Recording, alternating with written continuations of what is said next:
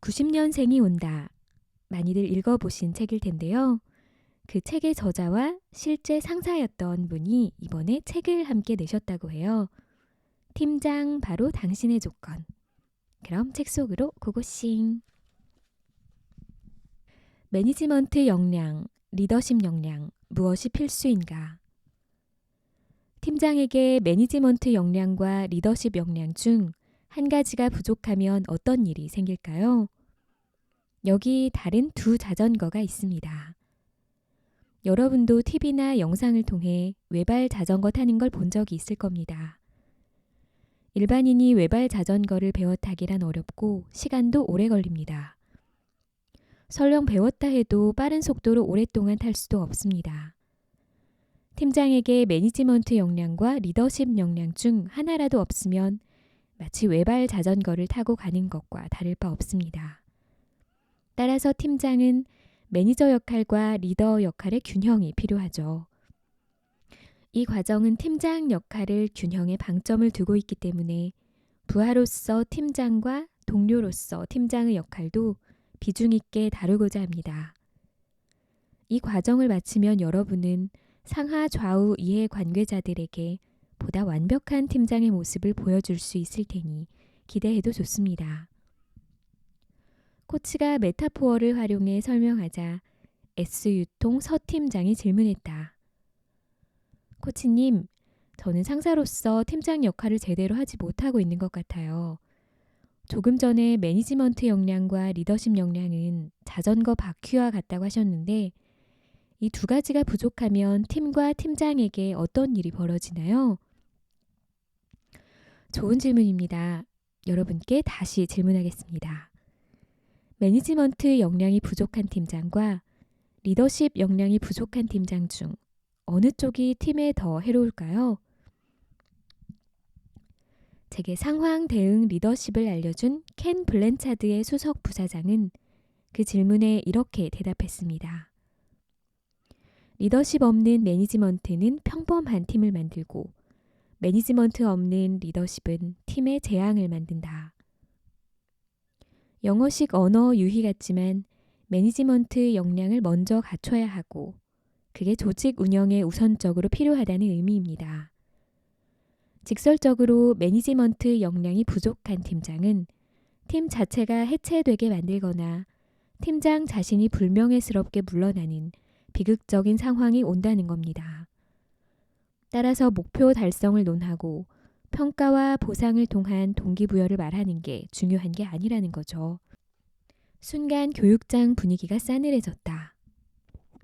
그 분위기를 읽었는지 코치는 화면을 띄웠다. 관리자는 기차가 제 시간에 도착하는지를 확인하지만 리더는 기차가 어디를 향하는지를 확인한다. 관리자와 리더에 대한 비유인데 공감이 되시나요? 자, 그럼 주도적 학습을 위해 사례 연구용 자료를 나눠드리겠습니다. 가볍게 읽어보시고 무엇이 문제의 본질이었는지 조별로 토론해보세요. 피그스만 침공 작전의 교훈. 1959년 미국 본토 턱 밑에 있는 쿠바는 피델 카스트로와 체게바라 등 열성 공산혁명가 주도로 공산국가가 된다. 카스트로는 공산혁명에 성공하자 자국에 있는 자본주의 상징인 미국을 비롯한 외국 자본을 몰수하는 한편 1961년 1월에는 미국과 외교를 단절하는 초강경 조치를 취한다. 미국 정부는 1960년부터 쿠바 침공을 계획하고 자금을 제공하고 있었는데 케네디가 대통령에 오른 지 석 달이 채 되지 않은 1961년 4월에 작전을 개시했다. 케네디는 쿠바의 사회주의 정책이 미국의 영향력을 줄어들게 할 것으로 보아 미국 중앙정보국의 도움을 받는 쿠바 망명자들을 규합하여 쿠바를 공격하도록 피그스만 침공 작전을 계획한다. 작전을 주도한 CIA는 쿠바와 인접한 마이애미에서 비밀리에 쿠바인 망명자를 모아 2506 여단을 조직하고 훈련에 들어갔다. 문제는 1,500명에 달하는 지원자를 모집하면서 비밀이 철저하게 유지될 리가 없다는 데 있었다. 게다가 쿠바의 피델 카스트로는 미국이 어떤 방식으로든 자국을 공격하리라는 것을 예상하고 있었다. 쿠바 남쪽 바다에 위치한 피그스만은 미국이 상륙 작전을 펼치기에는 적합하지 않은 지역이다. 하지만 쿠바 침공의 직접적인 배후로 지목되는 것을 피하고 싶었던 미국은 피그스만을 상륙 지점으로 결정한다.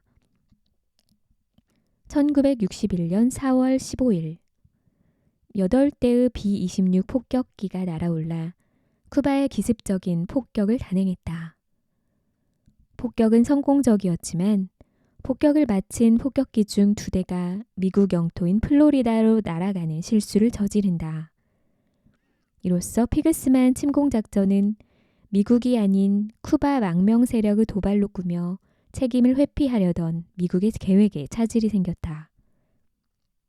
사실이 탄로나는 것을 꺼린 미국은 2차 폭격을 포기하고 4월 17일 1,500명을 피그스만에 상륙시키지만 대비하고 있던 쿠바군 때문에 2,506여단은 상륙부터 위기에 봉착했다. 상황이 불리하자 미국은 다시 폭격기를 출격시켰지만 쿠바군은 2번 당하지 않았으며 하늘과 땅 모두에서 승리했다. 이 작전은 미국이 선제 공격을 했음에도 참패했다. 2506 여단 대원 가운데 118명이 죽고 1189명이 포로로 사로잡혔다. 미국은 쿠바의 굴욕적인 제안을 받아들여 5,300만 달러 규모의 의약품과 식량을 제공한 후에야 비로소 자국 포로를 데려올 수 있었다. 결국 CIA 국장 앨런 덜레스를 비롯한 핵심 간부가 실패에 책임을 지고 자리에서 물러났다. 여기서 케네디의 리더십이 전혀 보이지 않는다. 미국의 전략이 너무 허술해 보이는데 케네디 정부 출범 초기라 관리 체계가 허술했던 탓인 것 같다는 의견이 나오고 있었다. 10여 분 동안 각 팀의 토론 과정을 지켜보기도 하고 직접 개입한 후 코치는 입을 열었다. 이 사건의 본질은 무엇일까요? 전쟁을 대비한 처음부터 끝까지 치밀한 전략과 계획뿐 아니라 이를 실행에 옮길 꼼꼼한 매니지먼트 역량이 없었다는 것입니다. 그렇다 보니 작전 중 일어날 수 있는 다양한 상황에 대한 사전 준비와 계획이 부족했죠. 한 곳에서 계획이 틀어지자 모든 것이 틀어지고 만 겁니다. 그렇다면 이들은 왜 이런 실수를 저질렀을까요? 바로 집단 사고를 유발하는 조직 구조에서 중요한 의사결정을 했기 때문입니다. 집단 사고란 의사결정에 참여한 사람들 사이에 친밀도가 높으면 높을수록 논쟁을 통해 좋은 결정을 도출하기보다 모이기 쉬운 한 방향으로 의견을 모으는 현상입니다. 당시 침공 의사결정에 참여한 케네디 대통령, 국무장관, 국방장관, 안보보좌관, CIA 국장은 모두 친구 사이였습니다. 이들은 성장 배경도 비슷했고 출신 학교도 대부분 하버드였기 때문에 쉽게 의견이 모아졌습니다. 미국 입장에서 피그스만 침공작전은 계획부터 실행까지 완벽하게 실패한 군사작전입니다. 특히 지금처럼 포스트 팬데믹 같은 상황에서는 개인의 다양성과 팀장의 매니지먼트 스킬로 집단 사고의 위험성을 극복해야 하는 시기인 것이죠. 과거 피그스만 작전이 대한민국 팀장에게 주는 메시지는 무엇일까요? 이 사건은 매니지먼트 역량이 부족한 상태의 리더십이 얼마나 위험하고 허울 뿐일 수 있는가를 여실히 보여주는 좋은 사례입니다. 더불어 팀의 의사결정 때 팀장의 매니지먼트 역량이 강하면 집단 사고의 위험을 넘어설 수 있다는 사실도 강조하고 싶습니다. 코치는 강의 스크린에 아래 이미지를 띄웠다. 리더십 역량과 매니지먼트 역량 수준에 따라 해당 팀과 팀장은 어떤 모습으로 비춰질까요? 여러분은 몇 사 분면에 속하시는지요? 리더십은 긍정적, 매니지먼트는 부정적 경향이 아니다. 매니지먼트는 리더십의 하위 개념이 아니다. 매니지먼트와 리더십은 동등한 역할 개념이다. 매니지먼트는 팀의 목표 설정, 계획 수립, 실행을 위한 자원 배분, 이해 관계자 사이의 목표와 기대 수준 조정, 현안 문제에 초점을 맞춘 관리 활동이다. 리더십은 조직의 비전과 방향성 설정 및 공유, 조직의 방향성 제시, 비전과 미션 달성을 위한 전략 수립과 실행, 마음 관리로 직원의 행동과 태도 변화를 이끄는 것이다. 공정한 성과 관리, 조직의 필수 조건이 되다. 사례 학습과 설명을 통해 매니지먼트 역량의 중요성은 이제 이해가 됩니다. 그렇다면 매니지먼트 역량의 실체, 즉 매니지먼트 역량을 개발하기 위해서는 어떤 스킬을 높여야 할까요? 코치의 질문에 배 팀장은 잠시 생각에 잠겼다. 손에 잡힐 듯한 질문인데 딱히 답이 떠오르질 않았다. 프로젝트 관리입니다. 팀원 관리가 아닐까요? 목표 관리가 제일 중요할 것 같습니다. 성과 관리가 더 포괄적일 것 같은데요. 코치는 현직 팀장다운 답변에 만족하며 이렇게 말했다. 여러분이 답변 주신 것 모두 매니지먼트 역량을 구성하는 스킬이자 하위 역량인데요. 그 중에서 가장 중요하고 우선돼야 할 것은 성과 관리 역량입니다. 성과 관리는 일의 결과를 관리하는 것으로 핵심은 일하는 과정을 관리하는 것입니다. 팀 일을 팀장 혼자서 할 수는 없는 노릇이죠. 또 세세하고 내밀한 부분까지 알 수 없고 알기 위해 피나는 노력을 할 필요도 없습니다. 팀장은 일하는 과정을 철저하게 관리하는 활동을 통해 직원이 진행하고 있는 일의 속성과 본질을 오히려 더 잘 이해할 수 있습니다. 팀장은 직접 일을 하면서 성과와 결과를 만들어내는 사람이 아니라 과정을 관리하는 활동을 통해 성과와 결과를 만들어낼 수 있도록 도와주는 사람입니다. 배 팀장이 자신의 처지를 생각하며 조심스레 질문을 했다. 코치님, 제가 맡고 있는 팀은 저보다 연장자도 있고 신입도 있어서 연령의 스펙트럼이 굉장히 넓습니다. 그렇다 보니 제가 실무자처럼 직접 일을 하는 경우도 종종 있는데요. 이런 경우에도 문제가 될까요?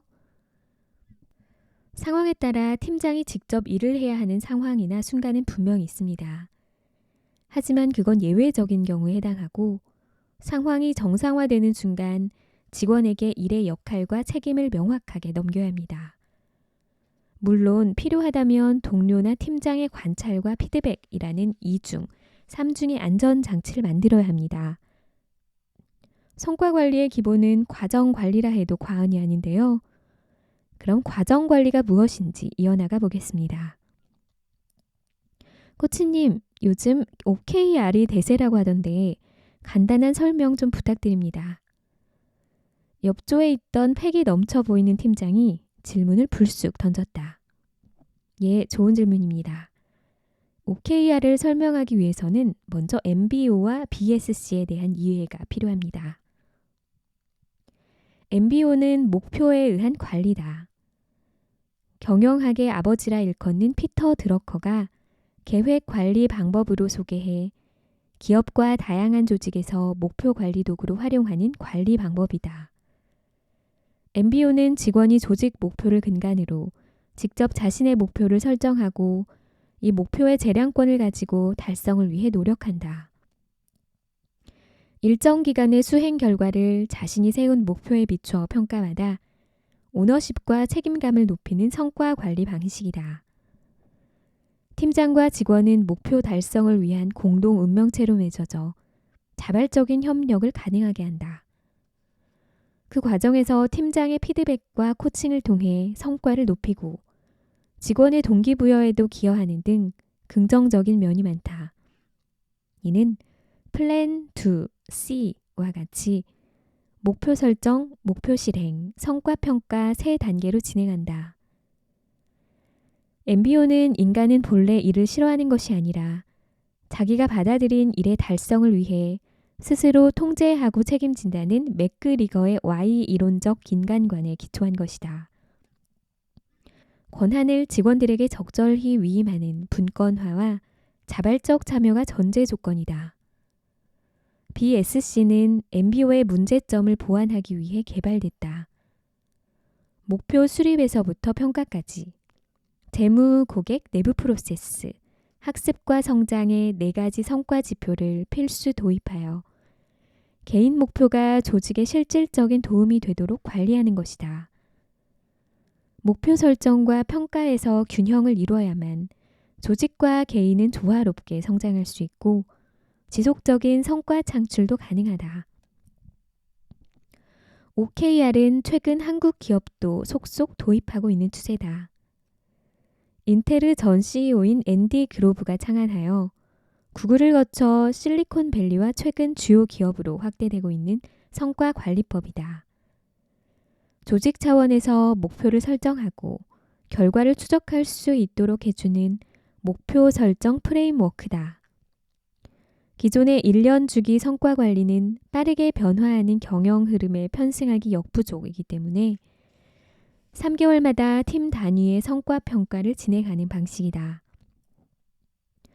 구글은 333 원칙을 마련하여 3개월마다 팀과 개인 단위의 목표 3개와 핵심 결과 3개를 정하고 성과를 평가하는 방식으로 전환함으로써 성과 관리의 기간과 목표는 줄이면서 전체 성과가 향상되는 결과를 얻었다. 방법론이나 솔루션보다 중요한 것은 개인이 주도적으로 목표를 설정하는 것이다. 그리고 팀장은 과정 관리를 통해 공정하고 객관적으로 평가하는 것이다. 무엇을 어떻게 관리할 것인가? 설명을 마친 코치는 질문을 통해 자연스레 본격적인 강의 주제인 성과 관리로 넘어갔다. 평가하지 않으면 관리할 수 없다는 말을 들어보셨을 텐데요. 여러분은 팀장으로서 팀원의 어떤 것을 평가하나요? 잠시 주춤하며 즉각적인 대답이 나오지 않자 코치는 다른 방향으로 질문을 바꿨다. 그럼 차후 팀원의 평가를 위해 평소 PC나 노트에 어떤 것을 메모나 정리해 두시나요? 저는 제가 지시한 업무의 처리 상황을 간략하게 메모해 놓습니다. 다른 조에서 시원시원하게 답변했다. 제가 맡은 역할이 영업팀장이라 회사 시스템에서 매일, 매주 단위로 결과가 나오기 때문에 별도로 평가하지는 않습니다. 영업에서는 숫자가 깡패요 전부잖아요. C 손해보험사에서 특수 영업팀을 맡고 있는 최 팀장이 대답했다. 코치가 답변을 이어받아 마무리했다. 평가는 보상과 직결되는 중요한 이슈이기에 할 수 있는 만큼 최대한 객관화하고 수치화하고 정교해야 합니다. 과정도 공정해야 하고요. 배고픈 건 참아도 배 아픈 건 못 참는다는 말이 있는데 배 아픔이 배고픔을 넘어선다는 우리 선조들의 통찰이 담겨 있습니다. 일하는 과정에서 관찰한 성과나 행동, 조직 문화나 팀워크를 좌우할 수 있는 특이한 습관이나 태도 등을 메모해야 합니다. 단지 메모에서 그치는 것이 아니라 적절한 타이밍에 피드백 시간을 가져야 합니다. 그렇다면 성과 관리를 잘하기 위해 맨 먼저 어떤 일부터 시작해야 할까요? 목표 설정입니다. 교육생 중에서 팀장 경험이 가장 많은 K전자 이팀장이 자신 있게 답했다. 목표 설정을 제대로 해놓지 않은 상태에서 의욕만 높으면 무조건 열심히만 하는 상태가 되고 맙니다.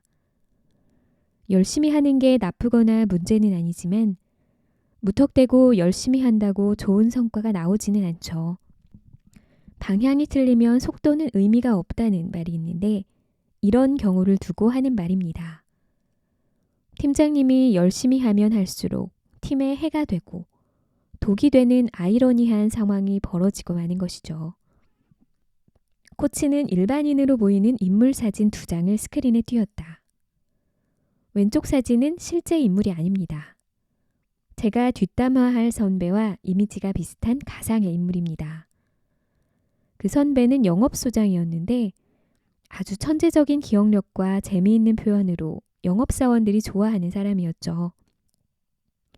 신입사원 딱지를 갓 뗀 시절이라 지점장 주관으로 회의를 하면 저는 자료를 준비하고 세팅하는 일을 주로 맡았기에 회의 내용과 의사소통 메커니즘을 완벽하게 이해할 수는 없었습니다. 하지만 회의 후에 이야기 반응과 후일담으로 상황 파악은 어렵지 않았죠. 그 선배는 지점장이 도전적인 목표를 제시하거나 지점 전체의 월간 분기 목표 이상으로 성과를 밀어붙이면 끝까지 기발한 핑계를 대며 불가능하다고 버텼습니다. 결국 지점장은 다른 영업소장에게 자신의 의지를 관철시키거나 전체에게 강제 할당하는 식으로 끝났습니다. 몇 년 후 IMF가 벌어졌고 관리직을 줄이고 영업소를 통폐합하는 대대적인 다운사이징이 진행됐을 때 선배는 어떻게 됐을까요? 예상하듯 1순위로 옷을 벗었지만 지점장과 동료 소장, 누구도 그 선배의 퇴장에 아쉬워하지 않았습니다. 이에 비해 오른쪽 사진에 있는 팀장은 도전적인 목표 설정이 개인과 조직에 얼마나 긍정적인 효과를 주는지 보여줍니다. 이 팀장은 학력이나 경력, 소위 스펙에서 A급은 아닙니다. 하지만 일에 대한 열정과 도전 정신은 회사 내 최고라고 해도 과언이 아니었죠. 그는 긍정적이며 상사가 기대했던 것 이상으로 목표를 정합니다. 이거 정말 할 수 있겠어? 안 되면 당신이나 팀원들 모두 힘든 상황이 될 텐데 괜찮을까? 라고 상사가 오히려 걱정해주는 수준이었죠. 하지만 마법이라도 부리는 것처럼 불가능할 것 같은 계약이 성사되고 새로운 접근으로 문제를 해결해냅니다. 이런 팀장을 상사가 어떻게 싫어하겠습니까? 이런 팀장을 누가 스펙으로만 판단하겠습니까? 게다가 그는 성품과 리더십 면에서 팀원들의 절대적인 신임을 받았고 팀장이 힘들어하면 직원이 나서서 회식을 자처해 화기애애한 분위기를 만들기까지 했습니다.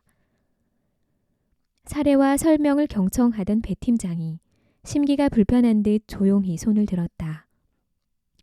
코치님, 도전적이고 공격적인 목표와 달성 가능한 목표를 수립한다는 말은 이율배반적이라 팀장 입장에서 현실적인 타협점을 찾기가 쉽지 않습니다.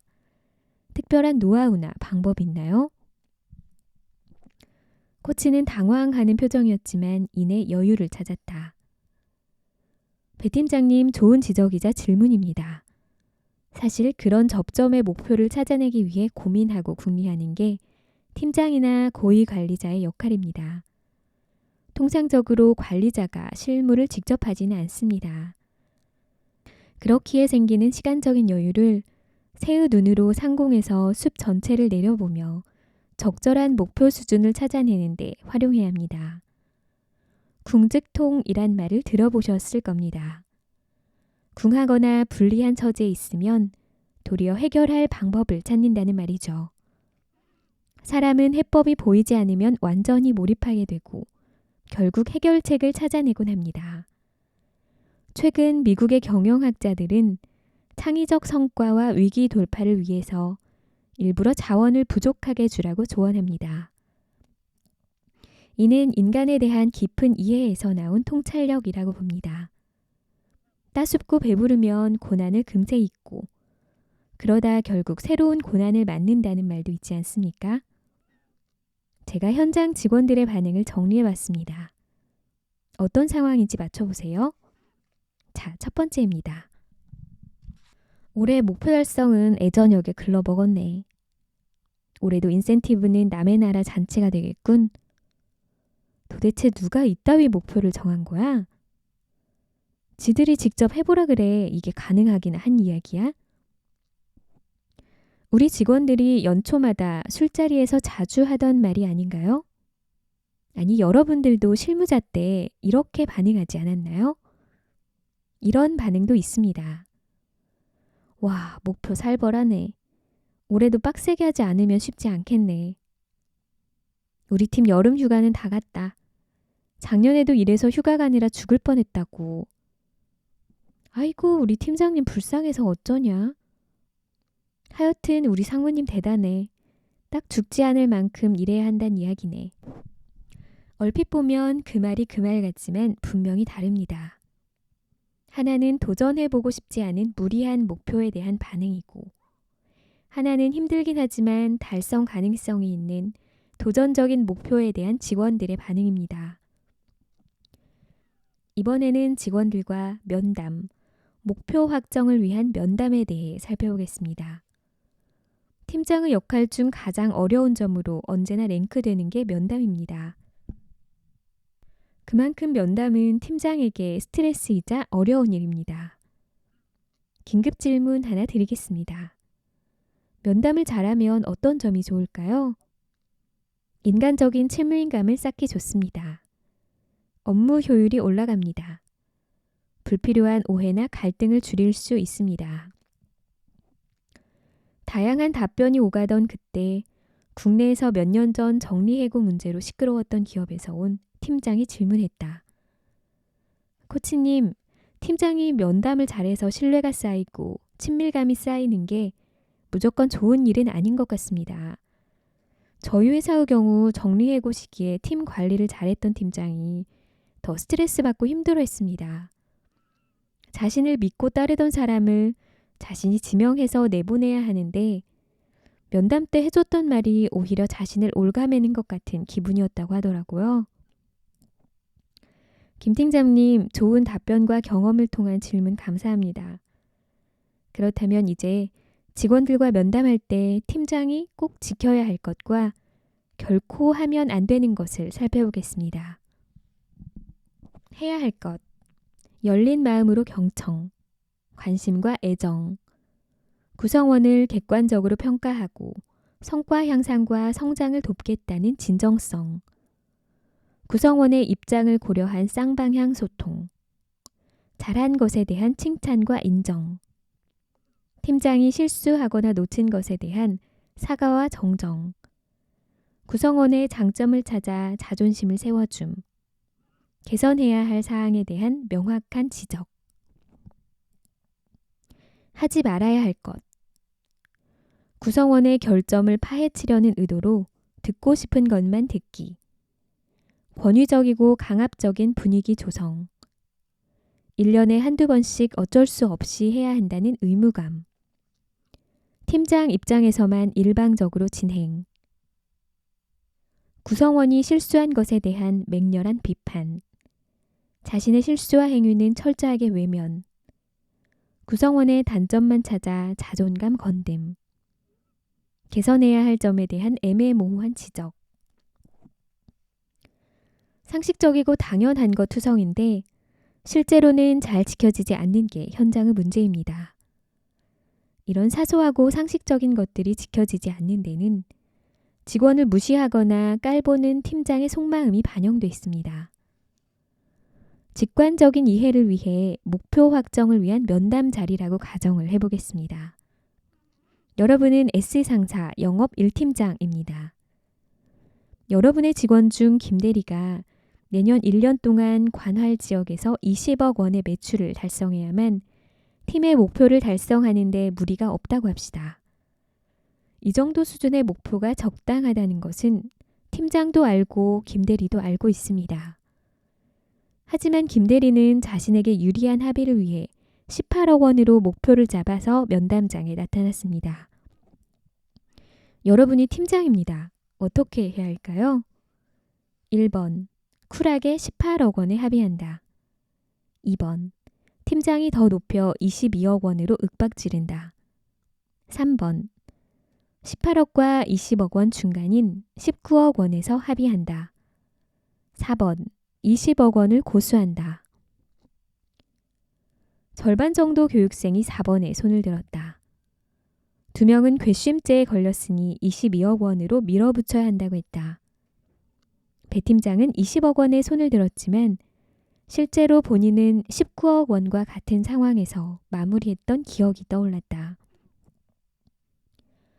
정답은 여러분이 가장 많이 동의한 20억 원 또는 그 이상에서 확정해야 합니다. 당연히 20억 원 이상은 달성하기에 버거운 목표입니다. 목표 설정 시 합의의 원칙은 직원의 역량을 넘어서는 도전적인 수준에서 해야 한다는 겁니다. 목표 달성에 부족한 역량이나 자원은 팀장이 커버하거나 다른 팀원들과의 팀워크를 통해 해결하는 것이 팀이라는 조직을 운영하는 팀장의 올바른 역할입니다. 최악의 결과는 19억 원에서 합의하는 겁니다. 그렇게 합의하면 다음번 결정이나 다른 직원의 결정에 반복적으로 영향을 끼쳐 중간점에서 쉽게 마무리하려 들게 됩니다. 이번에는 팀장은 면담 머신이란 주제의 롤플레이 게임을 해볼까 합니다. 각 조별로 상황을 하나씩 드리겠습니다. 각 조에서 한 명은 팀장, 한 명은 직원으로 역할을 정하고 나머지 3명은 관찰자로서 잘한 점과 개선할 점에 대해 피드백하는 역할을 맡겠습니다. 1조. 김 과장은 전체 팀 목표 중에 자신의 비중이 너무 높다고 불편한다. 특히 팀 내 라이벌로 생각하는 박 과장보다 자신의 목표가 높은 것에 신경이 곤두서 있다. 2조. 최 차장은 자신이 맡은 업무 목표 중 시간이 촉박해서 도저히 납기일을 맞출 자신이 없다며 조정해주거나 다른 사람에게 넘길 것을 요청한다. 3조. 정 대리는 부서를 옮기고 나서 처음 받은 목표가 너무 높다고 생각해 심각한 우울증에 빠졌다. 몇 년째 같은 일을 하는 오 차장은 올해의 일에도 관심이 없고 목표도 식상해하며 매사에 의욕이 없는 모습이다. 4조. 팀 내 최고참인 문 차장은 매년 세우는 목표 설정에 시큰둥하다. 어차피 계획대로 되지도 않을 것을 왜 이리 호들갑 떠는지 못마땅하다. 5조. 갈 차장은 팀 공통의 업무에는 당초에 관심이 없다. 자신의 목표에서 공통의 업무에 해당하는 것은 제외해 줄 것을 팀장에게 강력하게 요청하고 있다. 막상 상황이 주어지니 각 조에서 팀장 역할을 맡은 교육생들은 곧바로 상황에 몰입하여 직원을 어르고 달래느라 여념이 없다. 곳곳에서 관찰자의 웃음소리와 탄성이 터져 열띤 분위기 가운데 롤플레이가 마무리됐다. 코치는 진행된 사례의 핵심 피드백을 시작했다.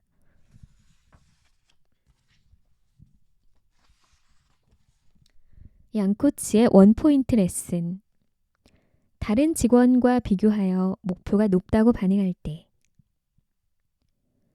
팀장으로서 난감할 때가 직원끼리 서로의 잣대로 비교하고 불공정하다며 압박할 때다.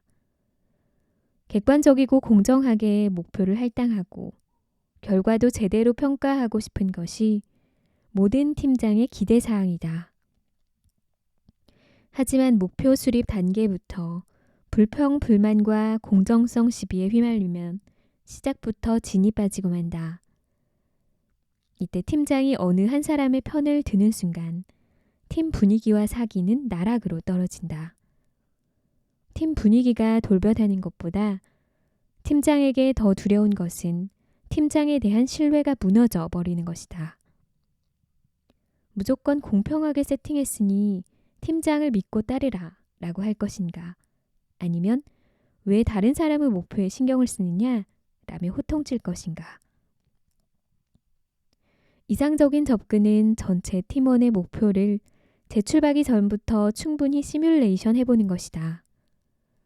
팀원들은 각자 입장과 관점에서 생각할 수밖에 없고 팀장만큼 전체를 볼 수 있는 시야와 정보가 부족하다.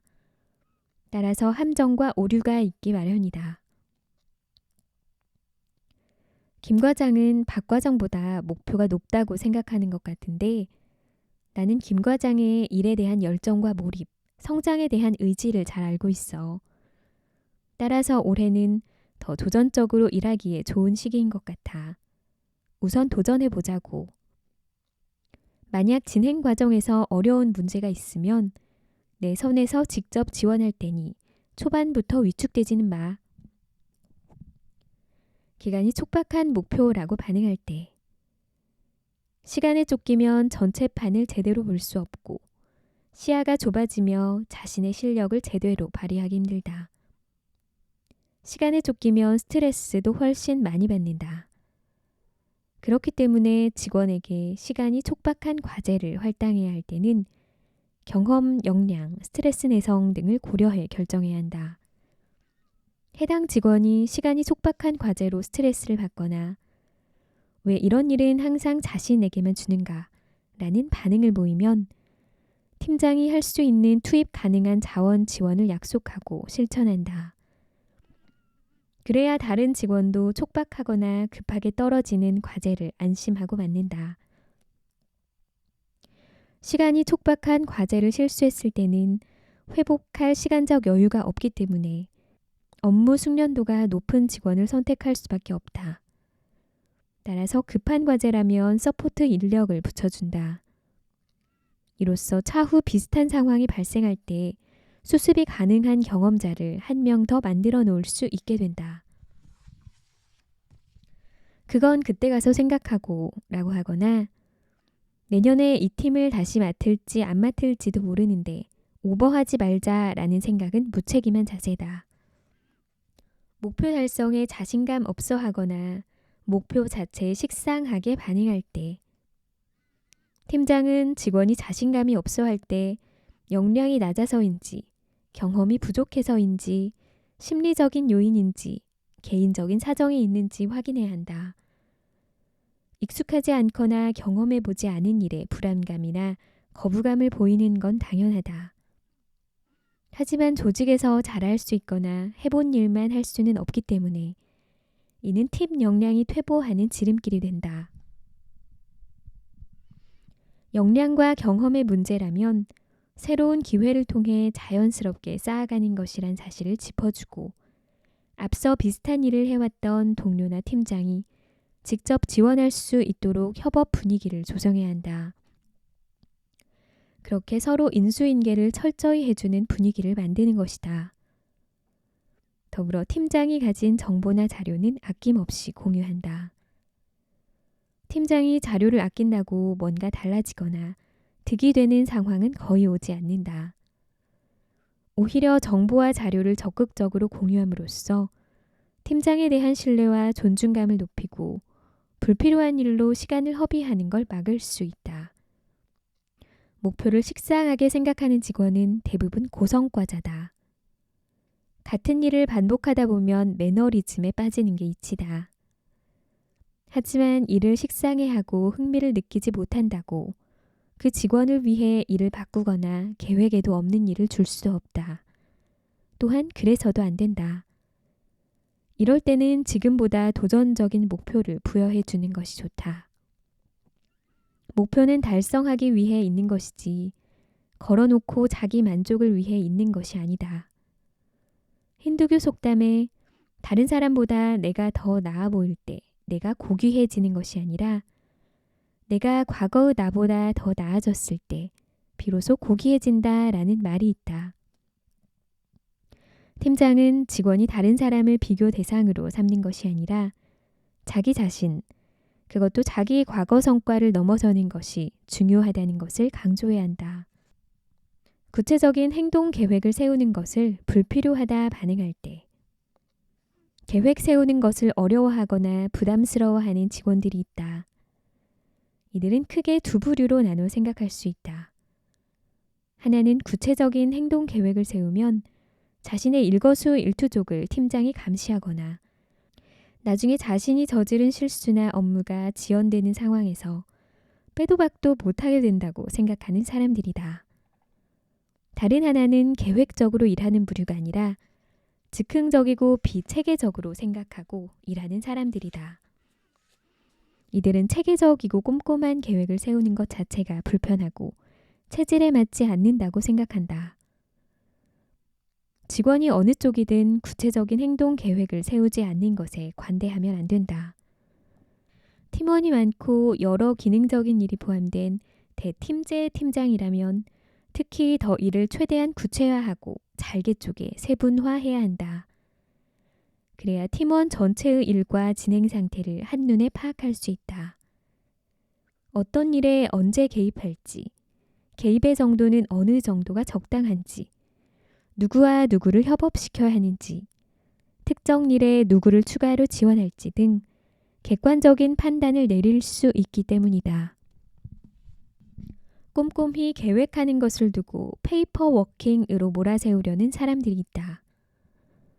여기서 분명히 할 것은 계획을 세운다는 것은 불필요한 페이퍼워킹을 하라는 것이 아닌 사전에 반드시 고민하고 시뮬레이션을 하여 대비하라는 의미다. 한 번 엎질러진 물은 다시 담을 수 없다 라는 말이 있다. 무턱대고 실행하다가 실수나 실패를 하면 원 위치로 돌리는데 훨씬 많은 회사의 자원과 시간이 필요하다. 그것을 막는 일까지 포함된 것이 계획인 것이다. 공동 목표에 관심이 없고 맞지 않으려 반응할 때 공동의 책임은 무책임이라는 말이 있듯이 처음부터 공동의 목표에 오너십으로 몰입하는 걸 좋아하는 사람은 없다. 팀장에게는 공동의 목표든 개인의 목표든 자신의 목표이자 팀의 목표다. 조직은 그 특성상 어쩔 수 없이 여러 일이 복잡하게 얽혀 있다.